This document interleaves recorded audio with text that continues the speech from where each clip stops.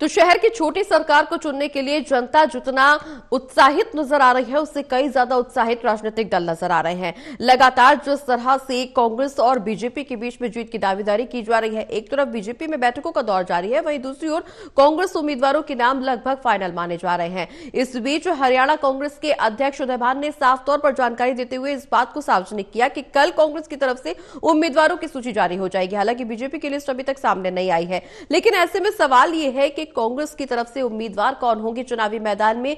क्या इस triple engine की सरकार के दौरान जो दावा बीजेपी की तरफ से किया जा रहा है उसमें भी कांग्रेस बाजी मार पाएगी, या इस बार भी बाजी कांग्रेस की जगह बीजेपी के खाते में आएगी? तमाम मुद्दों पर चर्चा करने के लिए, तमाम सवालों के जवाब जानने के लिए हमारे साथ एसोसिएट एडिटर महेश कुमार जी जुड़े हुए हैं। महेश जी, जिस तरह से बीजेपी के उम्मीदवारों की सूची सामने आई, हालांकि उससे वापस ले लिया गया, अब उम्मीद ये जताई जा रही है कि आज शाम तक या कल तक बीजेपी की तरफ से उम्मीदवारों की सूची सामने आ जाएगी। कांग्रेस के अध्यक्ष उदय भान की तरफ से इस बात की जानकारी दी कि कांग्रेस कल उम्मीदवारों की सूची सार्वजनिक कर देगी। जीत की दावेदारी दोनों ही पक्ष करते हुए नजर आ रहे हैं, लेकिन जो जमीनी हकीकत है उससे क्या कुछ माना जाए?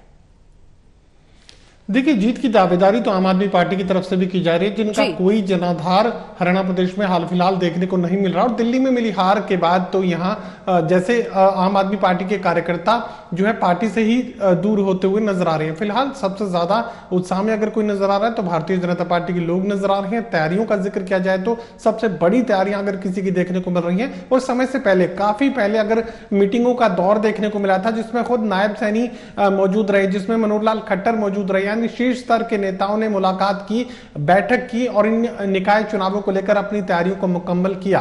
तैयारियों के लिहाज से तो भारतीय जनता पार्टी का सानी नहीं है। हाँ, दावे कोई भी कर सकता है, कांग्रेस पार्टी के लोग भी दावे अपने सामने रख रहे हैं, लेकिन भारतीय जनता पार्टी की जो लिस्ट आज जारी की गई वो अनऑथेंटिकेटेड नहीं मानी जा सकती। हालांकि वो तकनीकी रूप से पूर्ण नहीं कही जा सकती। दरअसल हरियाणा प्रदेश में आईटी सेल के जो प्रमुख हैं भारतीय जनता पार्टी के, उन्हीं की तरफ से ये जो लिस्ट है बिना स्टैंप वाली, बिना सिग्नेचर वाली, वो प्रसारित की गई थी और भारतीय जनता पार्टी के जिलाध्यक्षों, तमाम पदाधिकारियों के पास उन्हीं के जरिए ये जो लिस्ट है पहुंचाई गई और उसी चैनल के जरिए, यानी भारतीय जनता पार्टी के जिलाध्यक्षों के जरिए ही ये जो लिस्टें हैं मीडिया तक पहुंची हैं, उसके बाद सोशल मीडिया तक पहुंचाई गई हैं। तो ये कोई अन्य इस तरह की कोशिश कर रहा हो ऐसा नहीं है। भारतीय जनता पार्टी के आईटी सेल के प्रमुख की तरफ से ये सब कुछ किया गया था। तकनीकी खामियों की वजह से उस लिस्ट को वापस ले लिया गया। फिलहाल जिन लोगों के नाम इस लिस्ट में थे उन्हें बधाइयां दी जा चुकी हैं। भारतीय जनता पार्टी के प्रदेश स्तर के पदाधिकारी उनके घरों तक पहुंचे हैं, उन्हें फूल मालाएं पहनाने का काम किया गया है, जश्न भी हुआ है, ढोल भी बजाए गए हैं। उनकी तरफ से मीडिया को बयान भी दे दिए गए हैं कि चुनाव मैदान में उतारने के लिए पार्टी का शुक्रिया। तो ये मानकर चल रहे हैं भारतीय जनता पार्टी के चुनाव बैलेट पेपर से करवाने की मांग भी उदय भान ने की थी। कांग्रेस की तरफ से चुनाव बैलेट पेपर पर करवाने की मांग की गई थी, लेकिन इस दौर उन्होंने इस पर साफ किया है कि अब तो चुनाव हो रहा है तो लड़ना ही पड़ेगा। मेयर और पार्षद का चुनाव कांग्रेस सिंबल पर ही लड़ेगी। बैलेट पेपर की जगह अभी भी ईवीएम से ही चुनाव होंगे। तो क्या ये मान के चले कि अगर इस बार कांग्रेस को हार का सामना करना पड़ा तो एक बार फिर से ठीकरा ईवीएम पर जाएगा? देखिए, ये मानकर चलिए कि लोकसभा चुनाव से पहले भी तमाम दूसरे राज्यों में जब कांग्रेस पार्टी को हार का सामना करना पड़ रहा था तो ईवीएम को ही दोषी ठहराया जा रहा था। लोकसभा चुनाव के दौरान हमने देखा कि ईवीएम को जिम्मेदार कांग्रेस पार्टी के लोग ठहराते रहे। हालांकि जो परफॉर्मेंस है वो 5-5 का देखने को मिला, लेकिन बावजूद इसके ईवीएम कांग्रेस पार्टी की तरफ से सवालों के घेरे में थी।